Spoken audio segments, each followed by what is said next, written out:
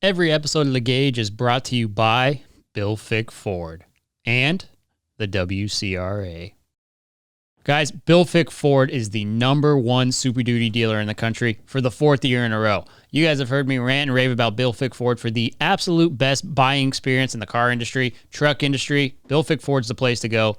I bet you remember the old ad where I said I was getting a new Super Duty. Well, here's the keys for that.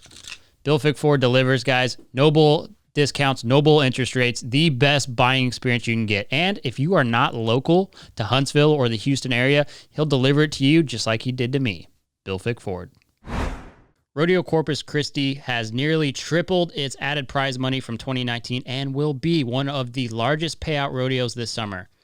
That's $545,000 with no entry fees. Rodeo Corpus Christi will be the first stop of WCRA's Triple Crown of Rodeo. The only way to qualify for the Rodeo Corpus Christi is by nominating your rides and runs with the WCRA. You can win $1 million by nominating your rides and runs and earning points with the WCRA. Through the Triple Crown of Rodeo, the WCRA will award this $1 million cash prize to any one athlete or collective of athletes who win first place at any 3 consecutive WCRA major rodeos. A common misconception with the WCRA is that it is only for the pros. That's the farthest thing from the truth. It's designed for the underdogs to have their fair chance. If you feel like you have the ability to compete against the best in the world, but maybe you don't feel like it. Maybe you can't afford to go down the road for a full year. Maybe you got a job. Well, the WCRA is made for you. The WCRA has awarded more than $8.5 million to rodeo athletes in just a couple of years. To learn more, visit WCRArodeo.com and learn how you can earn a spot at Rodeo Corpus Christi and possibly be rodeo's next millionaire. This is The Gauge with host Chance Conradu. Are you freaking serious? It's Conrado. This is The Gauge, and I am Chance Conrado. On this episode of the podcast, we've got 5-time NFR Qualifier and RFD TV, the American champion. Oh, that was a good way to say those two transitions. Ryan Motes, ladies and gentlemen. Oh, and winner of World's Greatest Beard with No Mustache Award. Go. We had your hair and that beard. We'd be rolling. We'd have a dude right here. Mine's getting pretty long. I don't think it's there yet. Your hair? Yeah. Man, I don't think I'm quite. No, you got a good year before you can get that kind of volume. I don't know about a year, but I got a minute. Yeah. It feels like it's getting moppy when it's getting hot out there. Yeah.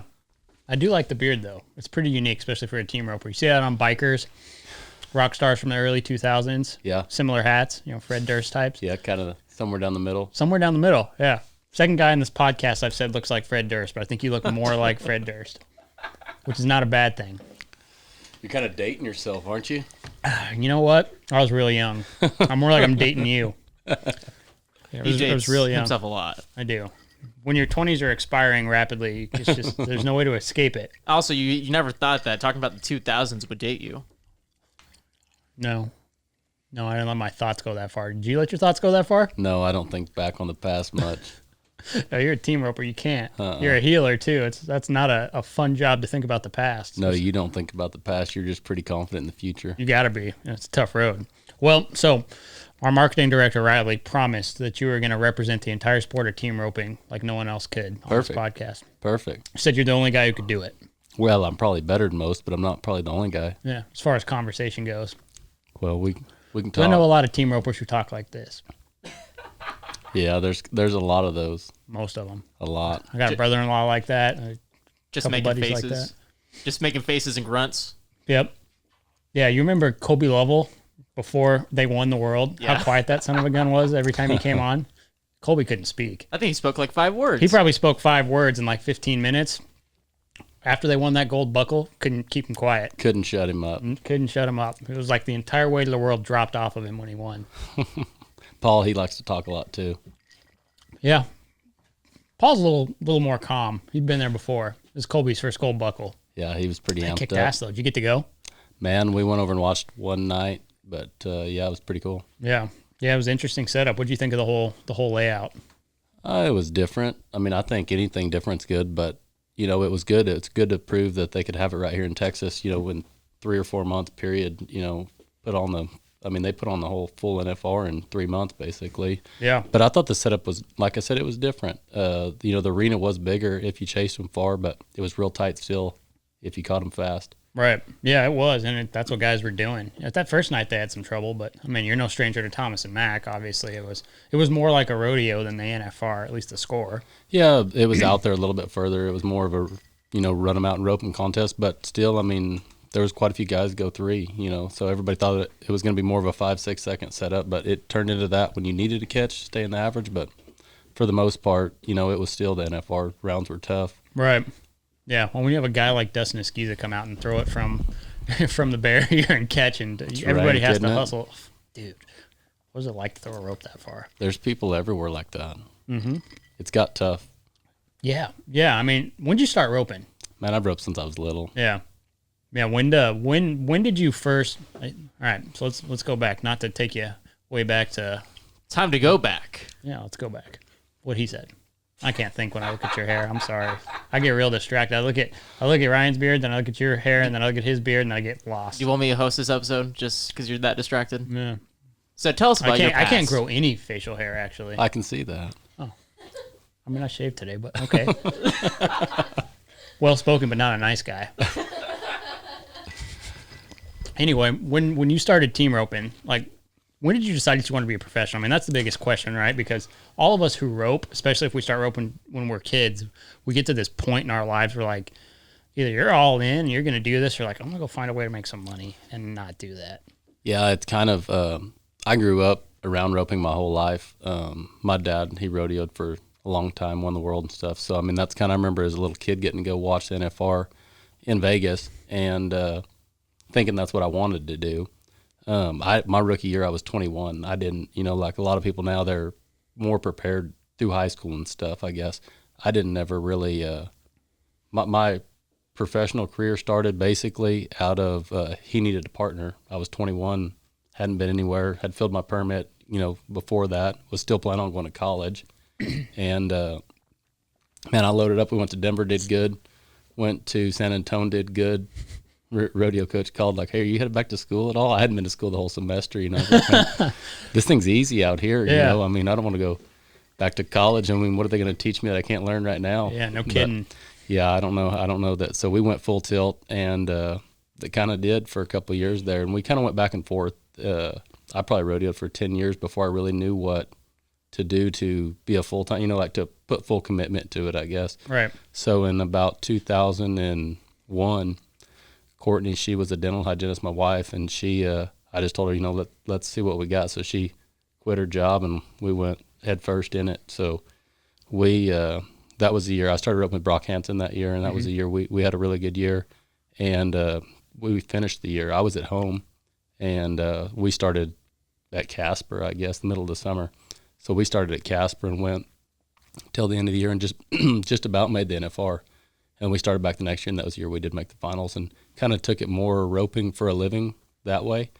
My family trains horses and stuff at the house, so that's kind of always how we did it, as we trained horses, and then we went and roped, you know, in the other time. Right. And not as much like just, this is what we're going to do. We're going to wake up every morning and rope for a living. Right. So probably, that's what I said, I was probably 30, 31 then. So 10 years ago. Yeah. So you weren't full in it, though. I mean, so you said you had been going, and you started at Casper. Obviously, that's not a whole lot of time to do anything. So you were just dabbling for a while. Well, no, I'd made the finals before that too, but Right. I'd always, you know, we went to the winter rodeos because that's what you do, and Right. then we stayed home till Reno, and then we left at Reno and we rodeoed for about 2 months, and if it went good, we finished the year out, and if it didn't, we didn't, and I roped with Jimmy Edens the first time I made the finals, but we'd stayed down here, and we amateur rodeoed is kind of what we did, you know, so we had horses, outside horses all the time, so we had horses in training, and then we left on the weekends, and we went and rodeoed as much as we could get in, and then we came back, and then we obviously always made sure we were into San Antonio and Houston and stuff like that, but, you know, we went to Denver, we went to just a few, we never hardly went to Tucson and stuff. So we just went to kind of the main rodeos around Fort Worth, you know, and everything like that, and then made sure we had all the amateur finals made in the spring, and then in the summer we loaded up and left. Sure.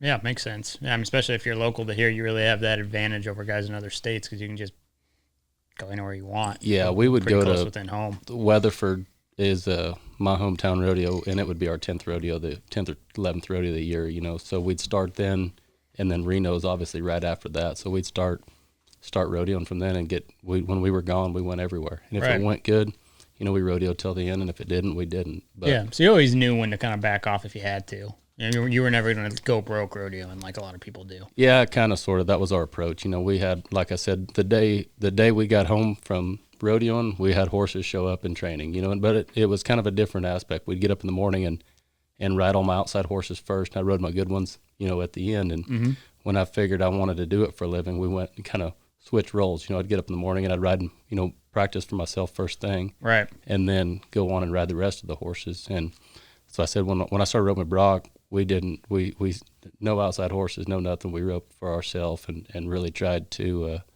you know, I was, you know, always wondered how good we could get. Right. I want to talk about the training outfit a little bit. Your folks started that and you kind of worked into it, or what is the story there? My family, my mom and stepdad and brother-in-law, we train cutters is what we do. So I never really got in the cutting horse deal as much, but we, you know, obviously a lot of the rejects and stuff like that is what we've rolled into. Most of your rope horses, especially back in the day, are reject cutters or reiners. Yeah, a lot of them. You know, everything I've ever competed on or rode anywhere, something that was born and raised right there on the ranch. So Really? that's kind of everything we got. We started them all as cutters, go from there.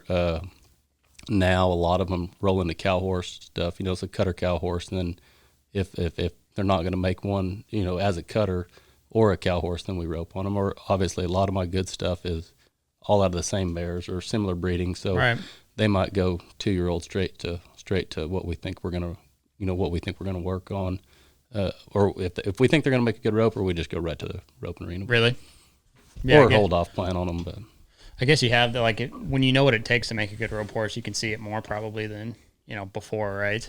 Yeah, and I mean, and you want to get them started with how much more valuable they are nowadays too, probably, huh? They're hard to find, man. It's crazy. Man, it's crazy. Anything you want to rope on, it's a lot of zeros behind whatever digits start with that. A lot, you know, even for the, you know, the reject price, everybody still thinks they're going to give, you know, for $5,000 they're going to find a nice reject cutter, reject reiner. Man, it's not. I mean, you're talking 10,000 on up, 10, 15. People are buying 2-year-old prospects to rope on for $20,000. It is a weird world. It's crazy. It's great. Yeah, it's good. Depending on what helps. side of the 8-ball you're on. Exactly, but I mean, like I said, a rising tide helps also. If the 2-year-old market goes up, you know, if there's more avenues for them to go, then the market's always going to increase. Yep.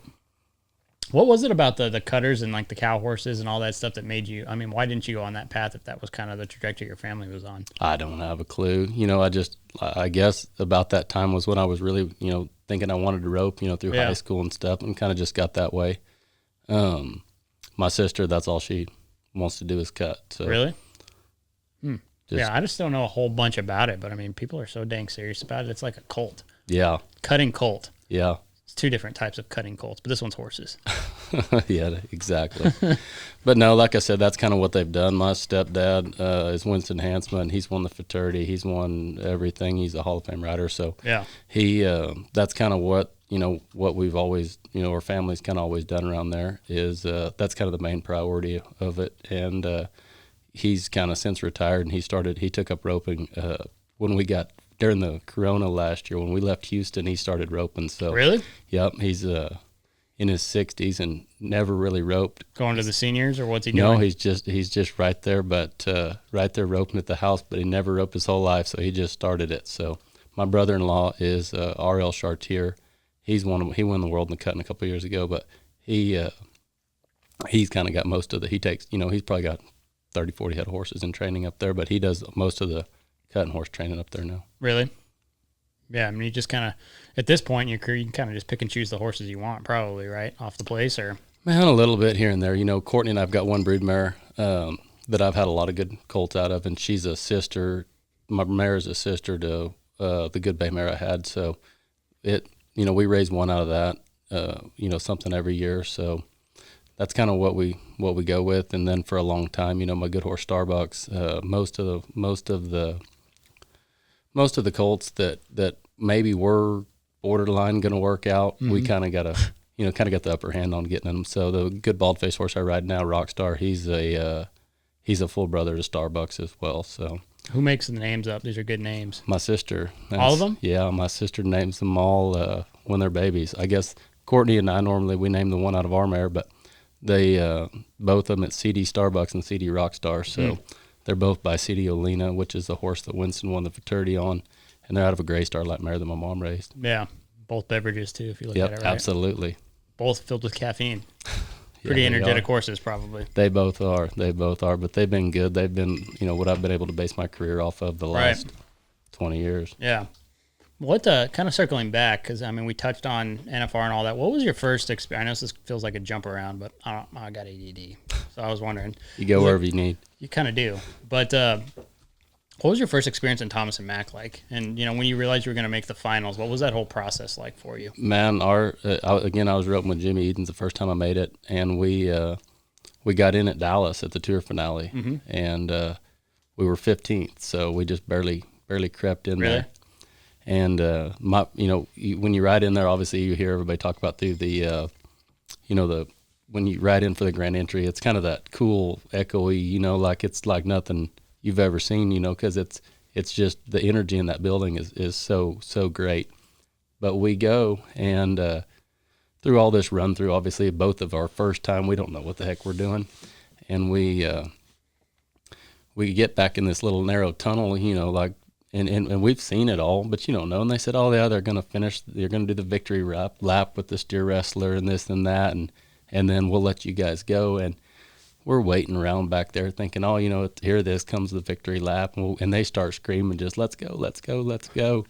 And it's like an absolute panic. So we bail in the box, go catch our steer. We placed in the first round, which was good.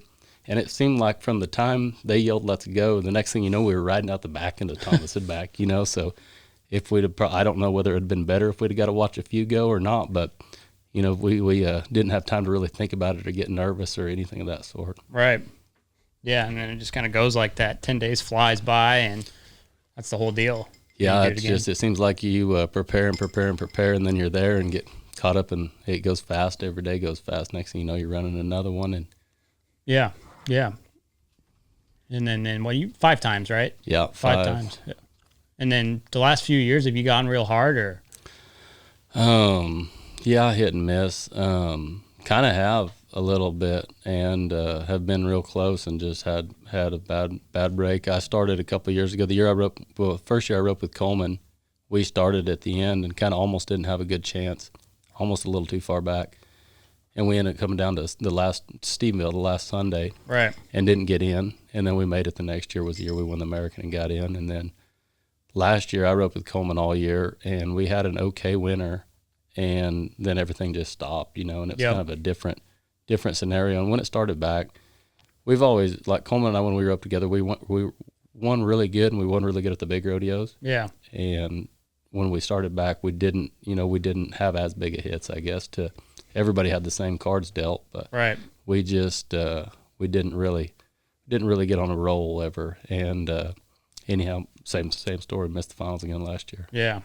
I mean, the American, that's an interesting deal, right? I mean, you guys won the American, and that was 2020, right? Or was it 2019? 19, yeah. So, you win that, and 2019 was the first year they started counting American money, right? Or was that 2020? No, ours counted. So it might have been. It might even been the year before that. I honestly don't know that. Ours might have been the first year. I thought it was 19. Yeah, Ty could look it up. But what are you watching stuff on Twitter? Or? No. That wasn't very convincing. It wasn't. There was. That's it. Cut his pay and his hair. 2 punishments. No. Yeah. So what do you want me to search? When the first year that the American money counted towards PRCA? I know for sure. I mean, obviously, I know for sure it counted. I think 2019 ours was the first year. And it could have been. Yeah. It could have been. Yes, you're correct. 2019 was. I thought it was. But anyway, everything's been a blur for like a year and a half. Yeah. Yeah, what some interesting things, like I think being a healer is harder now than it was. Like it's hard to get partners, and headers are getting paid to just turn steers. And I mean, it's a kind of a different landscape. I mean, what is it like being a career healer right now for you? I mean, obviously you've had some good partners, but you talk to great healers, NFR healers, and they're like certain healers like, God dang, it's hard to be a healer right now. What is that like? Man, it's just team roping's at a spot where it's hard now. Everywhere you go is super, super tough. And, even at the jackpots now, and, it used to, you started out the jackpots and it kind of, you knocked a couple down and kind of let it build. And now it seems like if you knock a couple down and see where you're at, you're too far behind. Right. And with the partner wise, there's a lot of guys that rope 2 feet really good. And there's a handful of guys, as far as headers, there's some guys that really handy with the rope that doesn't have to have the, as good of a horse or just a nice solid horse. And then there's a handful of guys that's got a really, really good horse. And then there's some guys that's kind of in the middle that's got some range, but, average horses are somewhat okay for them, but you got to hit right. And that's kind of where, trying to place yourself and realizing where you are, whether that's, a lot of people, healers at least, as their careers get longer, they know how to rope 2 feet, and it takes a long time to figure out how to rope 2 feet, it seems like, especially in pressure situations. And, Patrick Smith, he's roping with that Tanner Tomlinson this year, and he's the same style as a Squeeza, a lot of heat, and takes a guy back there that knows, what's going on up front of him. And so, like I said, it's but a lot of people that, somebody hadn't heard of, I guess, type of guys, but there's a lot of kids, and it's got tough. I don't know how tough it's going to get, but it's gotten tough real quick in the last several years. It is weird, especially like tie-down roper, but always team rope too. It's like you can't dabble in team roping now, even like recreationally. You got to be all in. It's almost intimidating, right? Like for people coming into it, I feel like, and I mean, I don't know that, but I have to feel like people who, because when I was growing up, even though I was in a place that it wasn't Texas, but I mean, there were jackpots you could go rope at, USTRC jackpots, most places, right? And you had this giant group of people who were just kind of doing it, right? Mm-hmm. From older guys to younger kids, and it seems like that's not a thing so much. I mean, there's the low and high number ropings everywhere. Yeah, I mean, the crazy thing with team roping is that you can win as much or more than we do just doing it on the weekends, and with the so World much Series, money running through with it. what the World Series has done and stuff, they've really leveled everybody fairly equal, and so a lot of there's obviously a lot more mid-level ropers or amateur style, weekend warrior type ropers than there is the guys that rope for a living, and those guys can work all week and then still go compete, on Saturday and Sunday. And, with the World Series finals in Vegas, it pays a couple $100,000 each roping does. You got a pretty good week. Not in 2020. It doesn't pay anything in 2020. It doesn't pay anything. It didn't pay anything in 2020. Yeah. Do you know much about how all that went down? As far as it getting canceled out there, no, I don't know that much. You heard there was rumors back and forth it was going to get moved back here like everything else, or maybe moved to Guthrie. Yeah. No, I don't. I don't know that much about how it got. I couldn't imagine. What's his name? Ty Yost, the new CEO. Can you imagine being your first year and you got to make that call? No, just pull the plug on it. It's tough for job security, I feel like. Absolutely. And I think it was in a spot where Vegas then wasn't sure what was going on, and it was hit and miss. And I think there's too much logistics that go into it to just pull the plug on it, too soon. So I know a lot of people think they waited knowing they were going to cancel it, but I think they were hoping they had it. It's a good deal for them. It's a good deal for South Point and Vegas in general. With the NFR being there, they go hand in hand good because it brings a lot of people into town and a lot of rodeo fans. Obviously all team ropers in general, no matter what level you're on, they know a lot about what's going on, not necessarily just in the team roping, but because that's everybody's goal. It doesn't matter if you're high number, low number. Everybody wants to go because just the sheer amount of money. Yep, for sure. That's available. And guys get a lot of experience out of it. Yeah. Yeah, it is. The landscape is just, if you follow everything in rodeo, everything is advancing at kind of a rapid pace. Like, it doesn't seem like, at least in my lifetime, that as rodeo and specific events like team roping, or like the bareback riding, they're having all these standalone events now, but it just didn't seem like anything moved for a long time. It was kind of just the same thing, right? And then all of a sudden, like 2018, 19, 20, it seems like we've leapt like 30 years fast. It's interesting to see it that way. Yeah, and like you said, with a lot of the the bronc ridings and the stuff, the extreme bulls, I just think it's in a spot where it can grow as much as they as they allow it to, I guess, and spanning out a little bit and reaching outside the box a little bit. None of that hurts. Obviously, big rodeos. I think what rodeo really needs is more big rodeos. There's a lot of rodeos, but the big rodeos and the bigger paying. The American's one of the best things for rodeo. Yeah. And Houston, the Calgarys, obviously we'd like to team rope at Calgary, for the same amount of money. But there's a lot of the big rodeos, the San Antonios. We missed Fort Worth this year. A lot of that type of stuff hurts. And like I said, obviously the little rodeos are great, and but the bigger ones are really what pays the bills and allows you to do it for a living. Yeah, no doubt. It is interesting to see how many people want to do it, right? Like I don't know if you want to call it the romanticization. That's probably not a word, but it's super romanticized to rodeo for a living, right? Yeah. And unless you've done that or attempted that, I don't think people realize how difficult it is. Well, there's a lot to it. Obviously, it's the upper echelon of if you grow up as a kid. I grew up playing baseball. That's what you want to do. You want to play in the major leagues. Right. So it's no different in every event, whether you're a steer wrestler or a bronc rider or whatever. You want to see if you can beat the best, and if you want to beat the best, like you said, the NFR is the place to where you have to go to see how you can compete on them. So throughout the whole year, if all the best team ropers, that's the big rodeos, and that that's what really gets your heart pumping and gets you excited about going. And people's gotten good, that like what you said, everything in every event. But I think people have become more maybe specialized, I guess, here and there. Like what Trevor did for so long, that's just amazing. To compete that hard, I know what it takes to go, doing 3 events all the time. Yeah, and he does the same, he puts the same amount of work ethic into all 3 of them. And so no wonder it's exhausting. But I think a lot of times back in the day, you'd get the guys that could calf rope, that team roped a little bit, and they could compete for an all-around championship that way. And I think now it's just got so specialized, even see what some of the guys do that in one event, let alone trying to figure out the time to put the work into 2 or 3 events. Then even finding the horses. Trevor was in a really unique spot to be able to get horsepower like he did, and just got one of the most talented guys to ever swing a rope anywhere. But I don't know how you can do it. Man, it's 24 hours a day. It's almost you have to literally live and breathe it and not even watch like a Netflix show.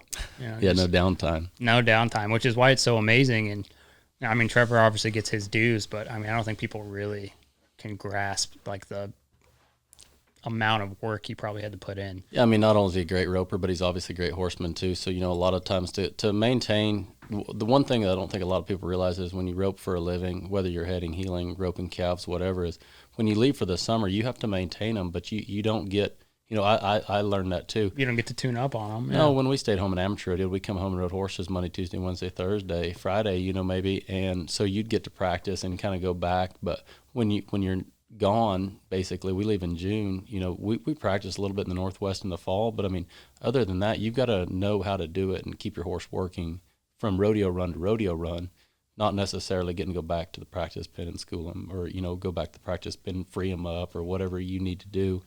And, that's the one thing for him is he's been so good at it. He's kept his horses working, and he's had some of the best head horses, calf horses there's ever been. Absolutely. Yeah, he's got – because that's something you see. Like, you see ropers who's maybe their horseman. Like, there's a lot of great ropers out there, and that'd be calf ropers or team ropers on either side or bulldoggers, but their horsemanship's always lacking, right? Mm-hmm. Like, there's a large group of guys, never would name names or anything, because that's the biggest thing to me and the way that I grew up is horsemanship first.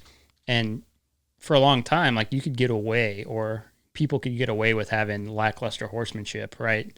And you can't really do that now. No, it's such a big part of the game, and the margin for error is so small. Absolutely, but I think it's the same as with all different sports. I think back in the day, the baseball, football players, you could get away with that. Now it's like, man, there's a guy right behind you that's got everything. So it's the same thing. You have to have the horsemanship, have the rope handling ability, have the, the business aspect of it too is the part that I think a lot of people just dabble off in there and think, oh, yeah, it's going to be easy to work the logistics on everything and make sure we're eligible all the time. Right. It's a whole different deal than it was, like I said, around Texas Amateur Rodeo, and from have a full week to get everything back together and horses and plans and everything else, and then you start over again when you're leaving for the summer, we're entering in June. We're entering the 4th of July rodeos early June. So you're a month ahead the whole time trying to work it out. And I think that's the one thing that it's easy, maybe now people are, with their phones and everything, it's a little bit easier to keep up with than even some of the stories I heard from before I started, on not knowing what's going on. But I think that's the part that a lot of people, the horsemanship and the business part of it. Yeah. Yeah. I mean, because there's people who are naturally gifted with the ropes. There's people who are naturally gifted with horsemanship, but you're not naturally gifted with operations and running businesses or treating your day-to-day stuff like a business. Right. Yeah. I think, it's something that, and you always hear as a team roper, the advice I give somebody is, find a veteran and travel with them a little bit, try to find a veteran that you can rope with that, you get day-to-day insight and advice, and they make sure you stay right. It's hard for 2 18-year-old kids to just bust out and in the truck and trailer and know where they're going and know where to stay and everything like that versus have a veteran around that kind of helps show you where to go, show you the ropes. Yeah. No, that's true with anything. If you can, and that's where pride has to not get in the way. I think that's a issue that everybody has. Is everybody's really prideful and they have a hard time asking people sometimes. Yeah, we all know guys like that. 100%. Yeah, it's way easier. It's a quicker path. Like I said, just swallow your pride and ask questions. Yeah, no one's gonna remember that. They'll just remember the stuff you win. Yeah, that's true. Easier said than done. Yeah, when you're in those awkward situations, I always had a terrible time with that. Asking people if I could come rope at their house. My dad's like, you need to go ask them if you can rope at their house. Like, okay, I can't do it. I can't. It's hard. And like I said, asking, the questions you want to ask people, if we're doing a school or something, it's the same thing. You tell people, it's like, man, if you have a question, ask your question because somebody is wondering the same thing, but they're not going to ask that question. Right. And it's the same. Everybody's had to figure it out the same way. It doesn't matter, Clay O'Brien, Cooper, Rich Skelton, all those guys, they've had to coming up, they've had to figure it out on their own. And they've also, had to work through and work through whatever situation they were trying to figure out. They've already been there, done that. So it's a lot easier to ask than it is try to figure it out on your own. Yeah, it is. I wish I would have known that or used that more in life. Used that, knew it, just didn't need pride it. Pride is one of the worst things you could carry around, isn't it? Man, it's hard. Isn't it? Yeah. Ego and pride, it gets in the way of almost everything, especially in rodeo. Of course, it's harder to keep ego. Like if you miss a few times or your partner misses, like when you spend money on entry fees and diesel and all that, and then your bank account starts going down, kind of hard to have an ego. Yeah. Team roping, rodeoing is good for abolishing ego. Yeah, man, it's just a deal. Like you said, understanding the fact that it's going to go good. It's going to go bad. It's a roller coaster, it's uphill, downhill. And, just knowing that, you're going to go weeks on weeks, you might go 3 weeks and not win anything. You might go as a healer, you might go 2 weeks and not turn in, and it's about not, you get down on yourself and think, I'm probably not going to turn in right here. And the next thing you know, you get your pants jerked down, you're over there not ready and, and everything else, and it's a deal where just knowing, having the right people around, like I said, knowing not getting any bigger than your partner or anything else and just talking it through and helping them when they're struggling. They're the ones struggling worse than you are. Yeah. Yeah, it's tough because, team roping is a team, literally, it's a team sport. And there's a lot of dynamics there, right? When you're roping with somebody, if they miss, if you miss, and big things are on the table. How hard is it for you, like, let's say one of your guys misses in a big opportunity. Do you hold that against them? Or are you able to move right past it? I know it's hard for some guys and partners break up all the time and things like that. But yeah, you got to move past it. Missing happens. Nobody wants to miss. Like I said, if I don't want to miss. I'm probably harder on myself if I miss than I'm never really that hard on my partners.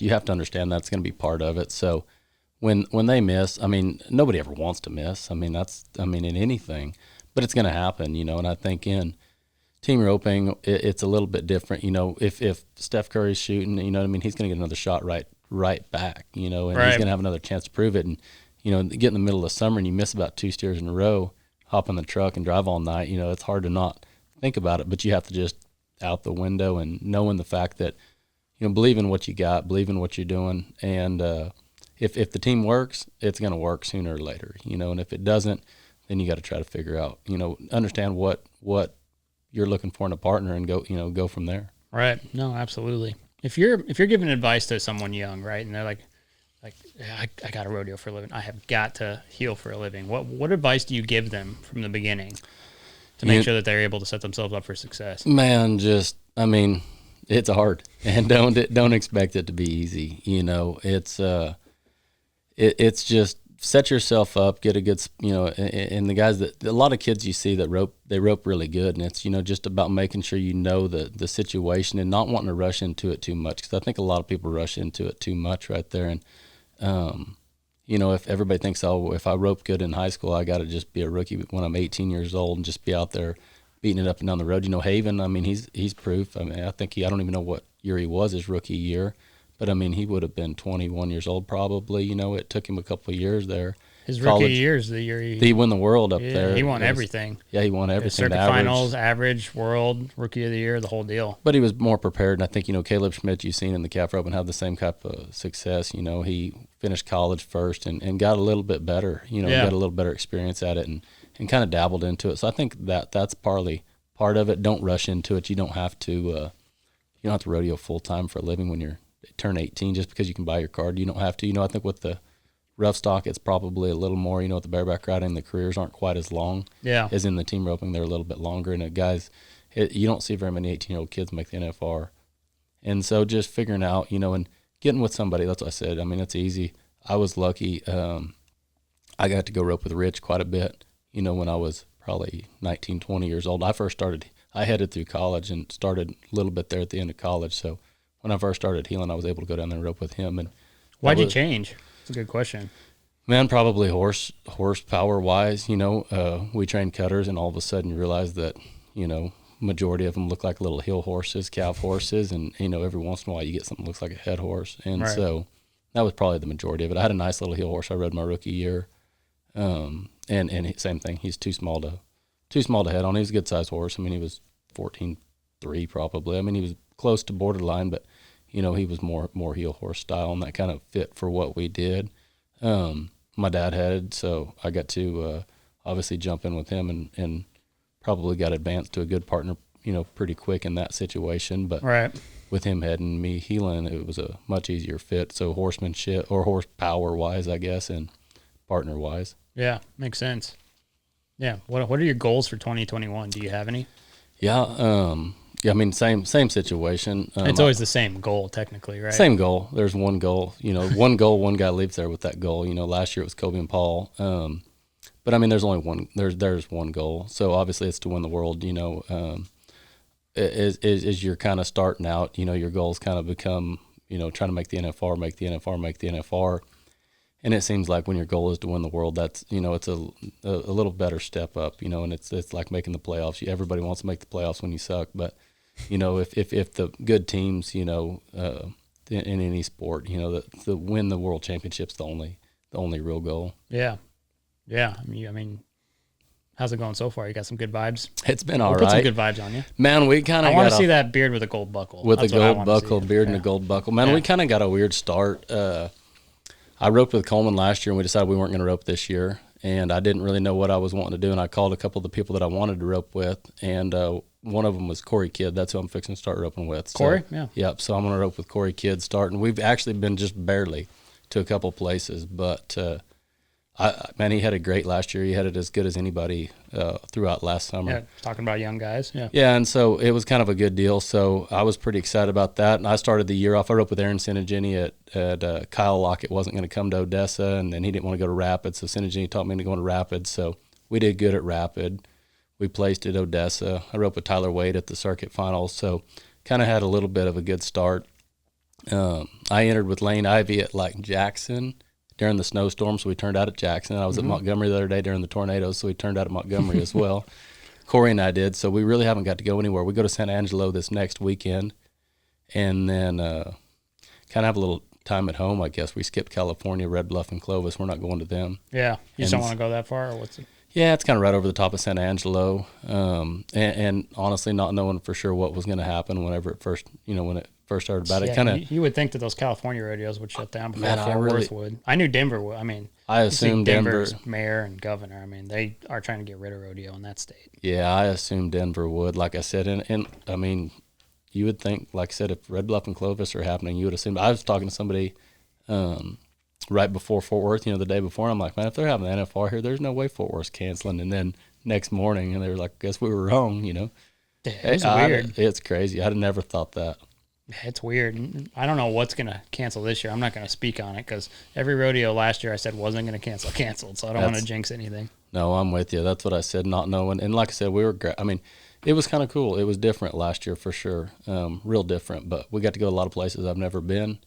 Some I enjoyed, some I don't really care if we some go of those back like Middle City, Iowa, or something strange like that for 1,400 added. We went all over the place, and I mean the end goal was, like I said, still the same. The NFR ended up paying the rounds, paid the same as they did at Vegas, and so that part of it was great. But kind of through the summer last year, it was driving along to 1,000 added rodeo 8 hours away or something, just because there's nowhere else to go to, and not knowing, that was the thing, was the hardest part probably last year was not knowing whether the NFR was even going to happen. Yeah. And so normally it's kind of hard. I like to stay at the house. So it's kind of, when you load up, I like to be home. Yeah. I like to be home. So I don't like the travel part of it as much, but I like the competing part. So there's no way competing at the house every day. Do you lose your mind in a pickup? Is that why? I don't know. I just don't like driving around all the time. I hate it. Yeah. I can't handle it. Yeah. I can't handle a 3-hour drive. Yeah, it's just rodeoing. It's just part of what you got to do. It's the part that I don't know who likes riding in a truck from some here people to tolerate Red Bluff, it. but some people tolerate it better. Yeah, that's pretty much what it is. If you're gonna rodeo for a living, you're gonna have to tolerate riding in a truck. Yeah, just put it in the back of your mind. I've never been able to do that. Like, this is the worst thing ever. Mm-hmm. Yeah, you're probably more like me. Yeah, so I don't really like. I mean, that was the same thing on the Red Bluff Clovis deal. Is normally we leave, and Logandale normally kind of starts it. Well, this year San Angelo is over Red Bluff and Clovis because it got pushed back, and I really do think. I think I think we're going to have I think it'll be back to closer to normal come summertime. And I know a lot of rodeos got pushed back, and I know a lot of, I'm hoping Reno's going to happen, and I'm really positive about the fact that a lot of places are going to be back to somewhat normal. What do you think about the vaccine passport thing to get into certain rodeos? Man, you got to have it at Clovis. Yep. It's kind of just, I don't know. Yeah. It's kind of weird. Did you get the vaccine? No, I haven't. My mom and my wife got it. I haven't got it, but I don't really know. I mean, I'm not opposed to it one way or the other, or feel one way or the other about it. But when you start, looking here and there, I mean, it's kind of bad when if you're going to get checked everywhere, somebody's going to come up with it. It's it stunk for Donna Kay and Caleb over here at the finals to rodeo all year. The same thing. The finals happened, but they weren't able to go. But I don't really know. Like I said, when you go to Clovis, I guess you either have to have the card or they're going to test you. Yeah. Is that how it is? So they will just test you? Apparently. I don't know if they test you. You have to either be tested, I think I got the email the other day. Either they test you within 3 days. I read the thing and it was like, you can't, a negative test won't work or the antibodies test won't work. Yeah, no antibodies. If they have the passport, or they just test you on the spot. So there's ways around actually having it. As long as you test negative, you're all right. Right. Yeah, it's just, like I said, different carrying a card around just to show that within 3 months. Creepy. Within 3 months. So even I think if you'd got the vaccine when it first came out, I think maybe you'd be borderline right there, within 3 months so I don't know if you're supposed to get it every 3 months in order to go to Clovis every time or how that works, I don't think they know. They're just setting up mandates for whatever they're told to do, I guess, because they don't want to have to cancel rodeos. Yeah, and I think, like I said, they're having to play along with, and cover their butts and play along with whatever sorts of rules they come up with that, says yes, no. Yeah, I mean, these rodeo committees, people may not realize how small these groups are, and they're just trying to have their rodeo in their event. Mm-hmm. And it was hard, like I said, even last year. And I mean, nobody wanted to cancel. We have a rope in there at the house and stuff, and we did the same thing. We canceled it, and it was just right in the heat of it. It's normally in the spring right now when this is going on, and nobody really knew. And the rodeos, I think the thing that, they want them all to happen. All the committee people want it to happen, everything else. But I think, especially even with Clovis, it's a liability factor. And I don't know whether, whoever insures that, however they have it insured or however, if that's why they're having to go through that many lengths of. Oh, well, absolutely. I mean, states like states like California, Colorado, even New Mexico, I mean, they are not friendly to these kind of things necessarily. So, yeah, they have to be really careful. Yeah, and I mean, so like I said, I know how hard it was. Weatherford was one of the first ones that got canceled. They ended up having the rodeo back. I think which Weatherford, it was right there in the summer. It was a little bit different, but I know how much they had to go through just to have it last year. So every little committee we went to, I know they dealt with a lot of the same situations. So, I mean, I'm just glad they had rodeos last year because about this time last year, we didn't know what we were getting ourselves into. No, yeah. I mean, going right into April, the American was really weird. We talked about that. If you were at the American, it was eerie. It was weird. It was just like right before the first zombie came out. Yeah, we were at Houston, and we'd ran 2 steers at Houston, done good, made it back at Houston. We're just hanging out. When they shut that down? Yeah, my family, my brother's got a brewery in Houston down there, and so we're just down there hanging out one day, and we've roped 2 steers. We're waiting to run our 3rd steer. So we go over there to the brewery. We're hanging out. We're gonna go eat some lunch and stuff. And there's, I don't know, probably 8 or 10 of us there that are in the rodeo, and we all ride over there. We're gonna go check out the brewery, kind of give everybody a tour around there. And man, I'm telling you, we're sitting there at noon when the press conference comes on, and the way we'd understood it was if it got canceled, they were going to move stuff around, maybe go no fans, no concert, this, that, and the other. And we're just sitting there watching the news conference, and they're like, nope, Rodeo Houston stops as of now. And it's like kind of a weird deal. It's like, what do we do? You go, we're headed to go load our stuff up and go home, I guess, and not really knowing. I mean, yeah, Houston was when things really got serious. Yeah, we're making plans on coming back and this, that, and the other, and it's all of a sudden like, go get your stuff and go home. We're no rodeo tonight. So It was definitely, for everybody that was down there. I mean, it was weird for everybody, but it's kind of like an abrupt stop, and it's like there's no way, Houston's too big. There's no way they're just going to stop it overnight, and it just stops. Yeah, it was the same thing with Cheyenne. We were in here talking, and we were just like, there is no way they're not having Frontier Days. Sure enough. I'm not going to speak about anything. No, I know that's me, Don't and jinx it. I'm hopeful we have a lot of places to go. But man, I'm positive there's going to be quite a bit more normalcy this year than there was last year. But feels more normal. Yeah, certain things do, other things not so much. More worldly stuff. But as far as day-to-day life, at least here in Texas, you don't have to wear a mask. No, you can go to the grocery store without it. Even though there's a sign, you can go and no one's going to say nothing. Yeah, it's a little more normal around here, and you get people from different states. Some people come back from California. Some friends of ours came down, and it's the same thing. It's like, man, this is like weird. We can go to a restaurant and stuff, and it's like, man, that's nuts to think. Over a year into this, it's no indoor dining. No, it's like, man, it's just weird. It is weird. The whole idea of it's weird, but it's a different kind of podcast. Yeah, I'm about over it, so I'm ready for things to get back to normal. No, I'm telling you, it just for people's peace of mind and just their own mental health. That's the weirdest thing. Like if you follow any of that stuff, just the way people act now because of it, mentally, it's a crazy mess.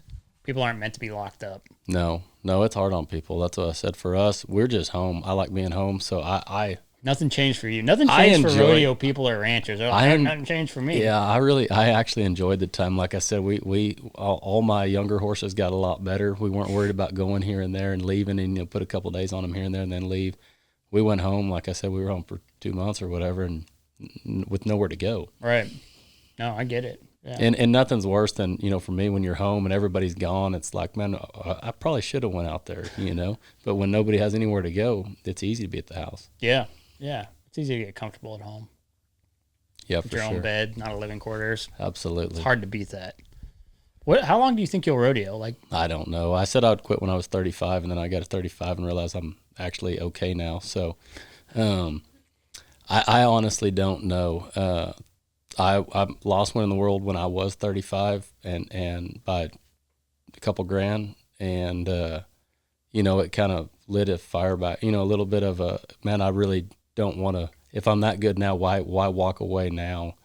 I've worked a long time, I feel like, to get decent, and once I got decent, why start fresh at something else? Yeah. And so I honestly don't know. It's gotten to a point where with the rounds, the rounds at the NFR, 27,000, and a lot of the rodeos have gotten good. A lot of the jackpots have gotten good. Got a lot of good sponsors now and stuff. So it's like we worked to a point, when I had no money, no sponsors, and really wasn't that good. That's all I wanted to do, And it's to a spot where like I said, I finally just went, you know what, if I finally got to a point where this is what I want to do, my wife gets to go with me. I'd have a real hard time if Courtney didn't get to go with me all the time. You know, we load up a couple horses and her and the dogs, and we're, you know, it at least feels like I've got home with me when I'm gone. Right. And, you know, the first time I made the finals, it was 4 guys in a truck, and all I wanted to do was go home every day. You know, I was tired of being gone. And, you know, so for me now, we're in a spot where we can kind of load up and go and do it. And I still don't like the driving, but it makes it easier that way. So I don't know, maybe a couple more years, maybe 10. I don't really know. Don't got to put a number on it. No, hey, I'm not. Courtney, do you like going? going? I love it. You love going? I was wondering if you were like the sacrificial lamb and you just go, or if you actually enjoy it. I'm the one that pushes them to go. Really? Yeah. Well, she's your person who pushes you. Yeah, she's real happy about me not going to California right now. I can tell you that. She loves California, so you got gypped. I did. Yeah. Yeah, it's all my fault. Yeah, it is your fault, actually. How dare you? You made the executive decision. You didn't consider what she wanted. I did. That's I considered husbandry what. 101. No, I You have to considered. think about what she wants. I did think about it, and then I overruled. You mansplainer. No, I didn't. It was going to just get busy, but no, she likes to go. She loves to go, and she's always good about making it fun. And you know, we go find different things to do and stuff like Packs that. the sandwiches. So. Do you pack the sandwiches? The cooler? You do pack a cooler, don't you? Yep, I knew it. I could tell. Sandwich? Say that one more time. Saying sandwiches one more time. No. You've never heard somebody call a sandwich a sandwich? No. What's that? It's from some movie. It's from You're some crazy on this one. No, I'm with you. I've heard it. You're like 14. That's the problem. Riley's saying Little Rascals. Is that where it's from? Yeah, that might be it, right? It's from something. Could He be. knows. He knows. I've heard it. You're a freaking teenager. Of course you don't know. On 23. It's from 23. A lot's happened in like the 6 years between you and I's ages. Apparently, you don't know sandwiches. It's a terrible time to end the podcast on that, but I think we should end the podcast. I don't know. He makes it awkward, doesn't he? Man, a little awkward. Like I said, I thought it was just the hair that made it awkward at first, but Yeah. But there's like what did you just say? Sandwiches? What did What's you a just say? sandwich? I was making sure I heard it right. Riley, you got to know what I'm saying, right? When somebody says sandwich, it's from a lot of things. It's a pop culture word. Look at this kid. absolutely. Well, thank you for coming on the show. Sorry you had to go through all that awkwardness at the end, but I think you did a great job. I look forward to releasing this episode. Perfect. I appreciate it. Ah, you bet. Thank you. All right, adios. This has been The Gauge, hosted by me, Chance Conrado, produced and edited by our guy, Ty Yeager. Shout out to the executive producers, Dustin Pointer and Cody Denton. Marketing and content produced by Riley Chone. Our theme song is by Shay Ashshire and the Night Howlers. Make sure to rate and review this podcast, as well as follow The Gauge on Twitter, Instagram, and Facebook. And make sure to subscribe to The Gauge wherever you get your podcasts. We'll see you guys next time.